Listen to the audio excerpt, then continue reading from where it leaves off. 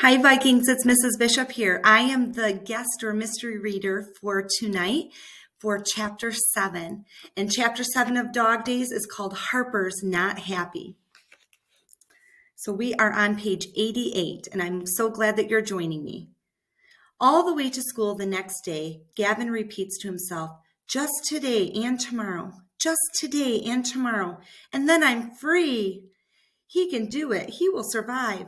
There is a light at the end of the tunnel. He still has a smile on his face when he makes his way across the yard to where room 10 lines up.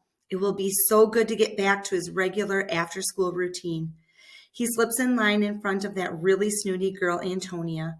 She turns around and gives him a look that makes him wonder if he forgot to wash his face or something.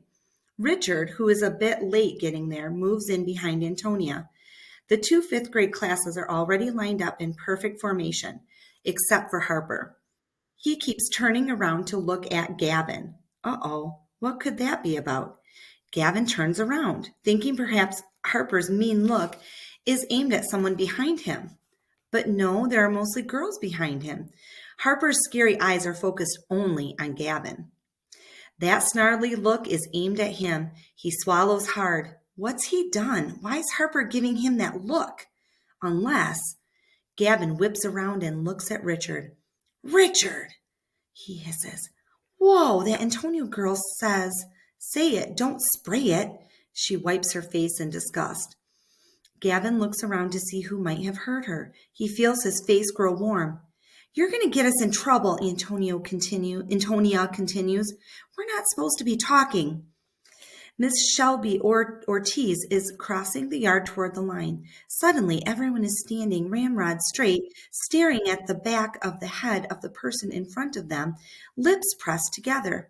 Miss Shelby Ortiz looks up and down the line and gives a little nod.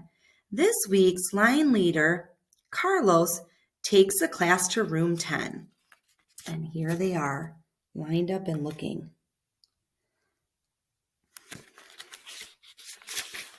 Page 90. What did you want? Richard asks as they put their lunches and backpacks in their cubbies.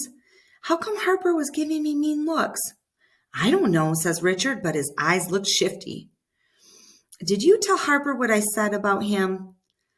What was that? Richard asks. That I saw him steal that toy in Mr. Del Vecchio's store? Richard doesn't answer right away. Then he says, I don't know. Maybe I told my brother. Why would you do that? You knew he'd tell Harper. Now I think Harper's mad at me. Well, Richard starts, but he's cut off by Miss Shelby Ortiz. I'm waiting for everyone to be in their seats and ready to work. She looks directly at Gavin and Richard. They put their conversation on hold and move to their desks. As soon as they're on the yard for morning recess, Gavin corners Richard before he can run off to the basketball court. He looks around for Harper but doesn't see him. You have to tell me now, Gavin says. What do you think Harper knows? I don't know, Richard says, looking past Gavin. Remember, usually if someone doesn't look in the eye, he's probably not telling the truth. What's that supposed to mean? I told Darnell, and I guess he could have told Harper. Thanks a lot. But maybe he didn't tell him. Yeah, right, Gavin sighs. Now what is he going to do? He looks around again for Harper. Wonder where he's at. Richard offers. He's benched today and tomorrow for not doing his homework. Gavin looks over toward the benched kids area that's reserved for students who have misbehaved, talking back to the teacher, fighting instead of using their words, not doing their homework. Sure enough, there's Harper, looking glum, with his chin resting on his palm, frowning. He probably feels that he shouldn't have to do any homework. Gavin thinks from his safe distance near the basketball court. Good, Gavin says. Maybe he'll forget all about what your brother told him by the time Monday comes. What's that? Richard says. That I said I saw him stealing. Richard could act so dumb or stupid at times. That's not exactly what I said, actually, Richard corrects him. I kind of told Darnell that you said Harper was a thief. Now Gavin has to look over his shoulder all the way home. What's the problem? Richard asks as he walks beside him. Why do you keep looking back? I'm looking to see where Harper is. Why? 'Cause he's probably after me. You're scared. What do you think? And you would be too if someone told Harper you called him a thief. So that might be maybe a question is what did he call him? Richard raises his eyebrows as if he's thinking about the situation for the first time. Okay. We just need to go another way. Like maybe down the street where the food barn is, then cut across to Ashby and then down to Maynard. We can take that to your street, but we'll be coming up to it from the other end. Simple. Not so simple, Gavin thinks as he allows Richard to lead the way. All the way down Post, Gavin feels okay, but as soon as they reach Ashby, a busier street, he starts looking over his shoulder again, expecting to see Harper, and just magically appeared behind him. Luckily, every time he looks back, he sees that the sidewalk is empty. Once they reach the corner, Gavin puts a hand on Richard's shoulder. Wait. He looks both ways to see if the coast is clear. Amazingly, there's no sign of Harper, nor Darnell or Gregory Johnson. They cross the street at the light at Maynard, and Gavin is a little relieved. Halfway down the block, Richard turns off at Fulton. See ya, he calls over his shoulder. Gavin feels a tiny bit abandoned as he continues onto his street. Finally, Aunt Myrtle huffs, opening the door just as he's coming up the walkway. Of course, Carlotta is in her arms, wiggling and making that high-pitched whine that evil little dogs make all the time. She's actually scrambling to get out of Aunt Myrtle's arms. Almost, he realizes, as if she's looking forward to him and their walk. For a moment, Gavin almost feels special. Nah, he thinks, all dogs like to get out of the house. All dogs like to go. Aunt Myrtle hands him the plastic bag and the leash, which is already attached to Carlotta's collar. She sets Carlotta down. The dog practically pulls Gavin down the steps. He's barely able to toss his backpack onto the porch, and she drags him away. Aunt Myrtle throws Carlotta a kiss. Goodbye, precious. Have a good time. Gavin decides to go by the park. Other folks walk their dogs there, so why not him? Aunt Myrtle didn't give him a chance to grab his board, which Richard had finally returned after dinner the previous night, but he can still go and watch the skaters. No one ever said he had to walk blocks and blocks all around the neighborhood with Carlotta. Why not just walk around the skate park? Gavin turns in that direction. He wonders if he was worried about Harper for nothing. Harper is probably at homework club. That's where all the bench kids have to go after school. So the coast was probably clear all along. He laughs to himself, imagining big, hulky Harper chewing on his pencil, trying to figure out 2 times 5. He walks around the skate park and then branches out a little farther. He doesn't see Richard, Darnell, or Gregory Johnson. Carlotta seems happy. She bounces along beside him like she's been freed from prison. On the 3rd time around the skate park, she stops to take care of her business. Do you know what that is? Gavin's ready with the plastic bag.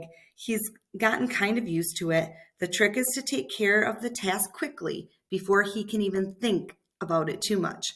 He just deposited the plastic bag in the big trash can near the basketball courts and is wondering where Richard is when someone taps him on the shoulder. I see you still got that ugly little dog.